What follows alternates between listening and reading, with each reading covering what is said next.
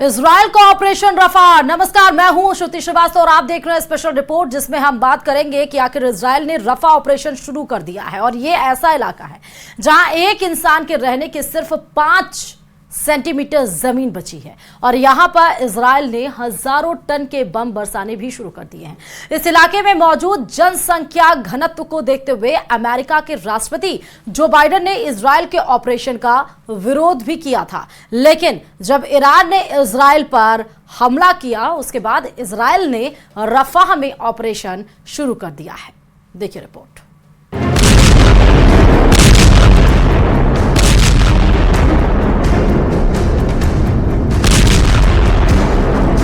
क्या आप जानते हैं इस वक्त दुनिया की सबसे खतरनाक जगह कौन सी है? दुनिया की सबसे खतरनाक जगह रफा है।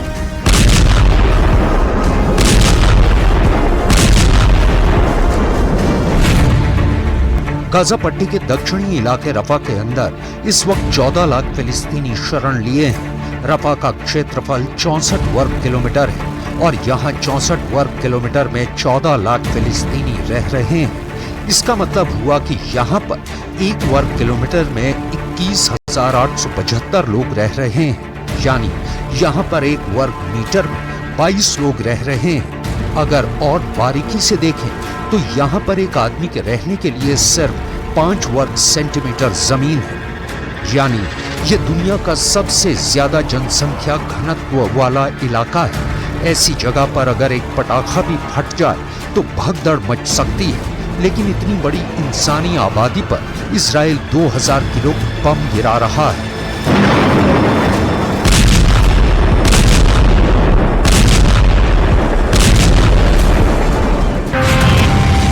इस हमले को इजराइल ने नाम दिया है ऑपरेशन रफा। रफा में इस वक्त हर तरफ धुआं ही धुआं नजर आ रहा है।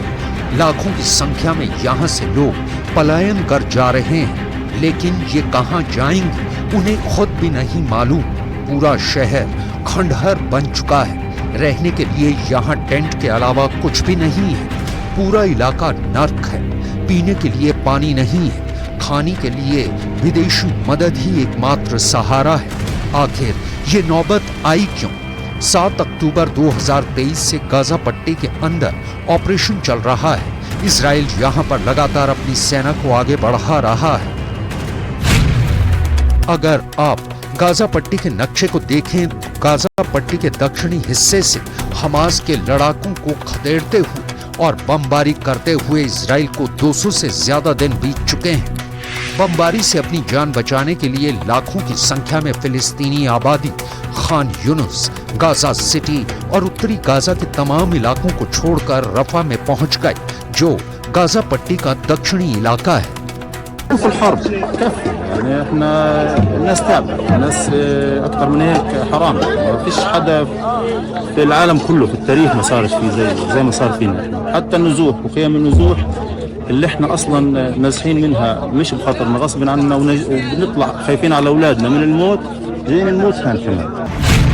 अगर आप दोबारा इस नक्शे को देखें तो आप समझ पाएंगे कि ये इलाका रफा क्रॉसिंग के पास है। इसके बाद इजिप्ट का रेगिस्तान सिनाई शुरू होता है। यहाँ पर इजिप्ट का कड़ा पहरा है। इजिप्ट नहीं चाहता कि यहाँ एक भी फिलिस्तीनी सिनाई के अंदर घुस पाए, लेकिन अब जिस तरह की बमबारी इजराइल ने की है, इजिप्ट परेशान हो गया है कि कहीं ऐसा ना हो कि लाखों की संख्या में फिलिस्तीनी शरण लेने के लिए सिनाई में आने को मजबूर हो जाएं। बहुत ही चतुराई से इजराइल ने गाजा पट्टी के लाखों फिलिस्तीनियों को रफा क्रॉसिंग पर धकेलना शुरू कर दिया है। युद्ध शुरू होने के बाद अरब के कई अखबारों में इजराइल की इस योजना के संकेत पहले ही किए गए थे। 7 अक्टूबर से चल रहे इस युद्ध में अब तक 1.25 लाख टन बम इजराइल गिरा चुका है। अगर किलोग्राम में देखें तो कुल 13 करोड़ किलोग्राम बम गाजा पट्टी पर गिर चुके हैं। गाजा पट्टी की 22 लाख की आबादी के हिसाब से देखा जाए तो हर फिलिस्तीनी के हिस्से में 60 किलो बम आया है।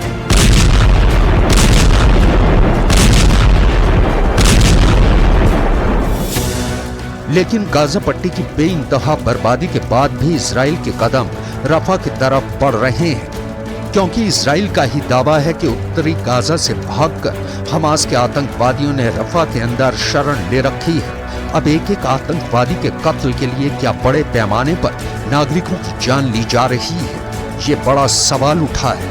इतने बड़े कत्लेआम को देखने के लिए पूरी दुनिया मजबूर है। खासकर पश्चिमी एशिया के सारे देश अमेरिका की वजह से ही इजराइल के खिलाफ खड़े होने की हिम्मत नहीं जुटा पा रहे हैं। लेकिन इराक के अंदर कतायब हिजबुल्लाह नाम के ईरान समर्थक सैन्य संगठन ने अमेरिका की सेना को इराक और सीरिया से उखाड़ने के लिए एक बड़ा ऐलान कर दिया है। ये दुनिया की सबसे बड़ी खबर है। कतायब हिजबुल्लाह ने अपने टेलीग्राम चैनल पर एक पोस्ट में कहा कि हमारे संगठन ने इराक के प्रधानमंत्री को अमेरिकी फोर्स के साथ बातचीत करने के लिए 3 महीने का समय दिया था, ताकि वो इराक से उन्हें हटाने के लिए एक विशिष्ट समय सारणी तैयार कर सके। लेकिन अब ये स्पष्ट हो गया है कि कुछ राजनीतिक दल झूठ बोल रहे थे।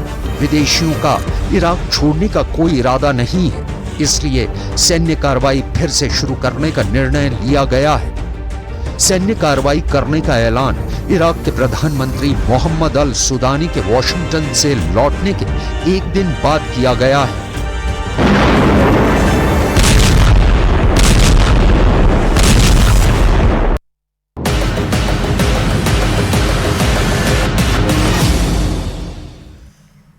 और इजराइल और ईरान के बीच अब ऐसी जंग शुरू हो चुकी है जो दुनिया को तीसरे विश्व युद्ध में धकेल सकती है। ईरान ने अब इजराइल और अमेरिका के खिलाफ अपना ऐसा हथियार उतार दिया है जो जंग के सारे समीकरण बदल सकता है। दावा यह किया जा रहा है कि ईरान का घातक हथियार बाबर अकेले ही इजराइल और अमेरिका के 100 से ज्यादा F-35 जेट को हवा में तबाह कर सकता है। देखिए रिपोर्ट।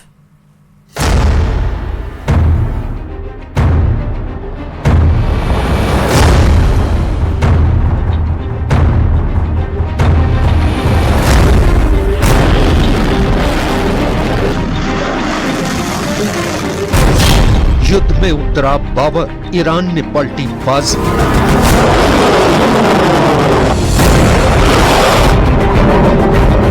अरब और मिडिल ईस्ट में चल रही जंग में अब वाकई ईरान बाजी पलटने जा रहा है। शायद यही वजह है कि अचानक जंगी माहौल के बीच अमेरिका और इजराइल ईरान के नए घातक हथियार से कांपने लगे हैं। ऐसे में सवाल उठने लगे हैं कि क्या वाकई ईरान ने युद्ध के मैदान में गेम चेंजर उतार दिया है। F-35 का काल बना ईरान का बावर 373। ईरान को कमजोर समझने वाला अमेरिका इस बात से हैरान है कि ईरान ने एक ऐसा नया एयर डिफेंस सिस्टम बावर 373 बना लिया है जो अमेरिका के सबसे घातक 5वीं पीढ़ी के स्टेल्थ फाइटर जेट F-35 को हवा में ही उड़ा सकता है।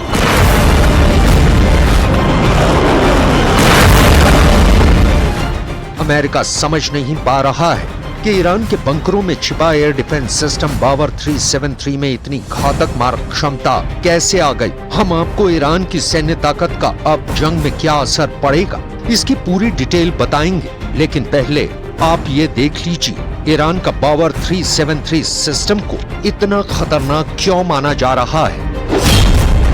ईरान का बावर 373 सिस्टम बहुत ही उच्च तकनीक का एयर डिफेंस सिस्टम है जो अमेरिका के F-35 और F-22 जैसे स्टेल्थ लड़ाकू विमानों का सैकड़ों किलोमीटर दूर से ही पता लगा लेगा। बावर 373 अचूक निशाने से पलक झपकते हुए F-35 को तबाह कर देगा। ईरान ने इजराइल के साथ तनाव के बीच पहली बार अपने नए एयर डिफेंस सिस्टम बावर 373 को दुनिया के सामने पेश किया है। अमेरिका के कई विशेषज्ञ ईरानी दावों पर यकीन करने लगे हैं। ईरान का बावर 373 रूस के S-400 और अमेरिकी पेट्रियट मिसाइल सिस्टम से भी ज्यादा घातक बताया जा रहा है। यही वजह है कि अब अमेरिका और इजराइल के पास मौजूद 5वीं पीढ़ी के स्टेल्थ फाइटर जेट F-35 के लिए ईरान का बावर 373 काल बन चुका है।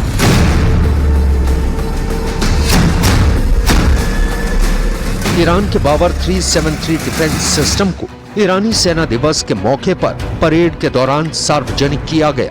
बावर 373 एक लंबी दूरी का एयर डिफेंस सिस्टम है। अब सवाल उठता है कि ईरान को इस सिस्टम से जंग में क्या फायदा मिलेगा और इसकी और क्या खासियतें हैं। 100 टारगेट पर हमला, कांपे अमेरिका इजराइल।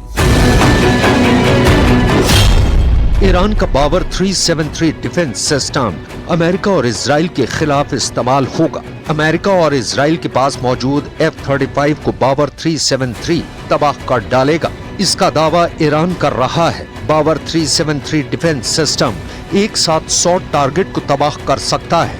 फिर चाहे एक साथ 100 F-35 हमला क्यों न करे, यह सभी F-35 को मार सकता है। ऐसे में अगर ईरान और इजराइल में युद्ध होता है तो F-35 और बावर 373 में एक रोचक रस्साकसी देखने को मिल सकती है।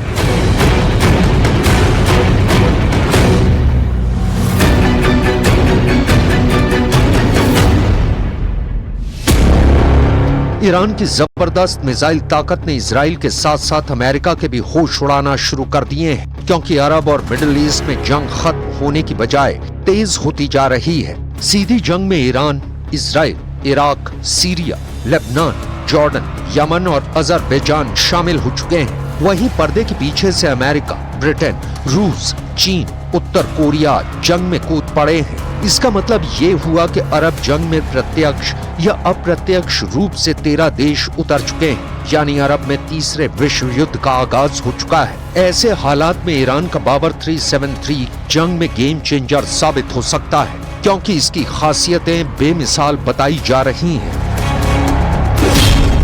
ईरानी सेना का दावा है कि बावर 373 डिफेंस सिस्टम 300-400 किलोमीटर दूर तक हवाई लक्ष्यों को भेदने में सक्षम है। तेहरान का दावा है कि बावर 373 की क्षमताएं रूस के S-400 और अमेरिकी पैट्रियट और terminal high altitude area defence यानी THST सिस्टम के बराबर हैं। बावर 373 की सिस्टम में सैयद B4 लंबी दूरी की गाइडेड मिसाइलों का इस्तेमाल होता है, जो 400 किलोमीटर की सीमा और 32 किलोमीटर की ऊंचाई तक टारगेट को अचूक निशाने से तबाह करती है। इसकी सैयद B4 मिसाइल ठोस ईंधन का उपयोग करने वाला 2 चरणों वाला इंटरसेप्टर है, जिसमें एक उन्नत कंट्रोल सिस्टम, उन्नत ट्रैकिंग और एक आधुनिक वॉरहेड शामिल है। कुल मिलाकर ईरान ने जंग में ऐसे मौके पर अपना घातक हथियार उतार दिया है जब ये माना जा रहा था कि इजराइल अमेरिका के दम पर एक तरफा जंग जीत लेगा, लेकिन अब ईरान के बावर 373 ने जंग में बाजी पलटने की पूरी तैयारी कर ली है।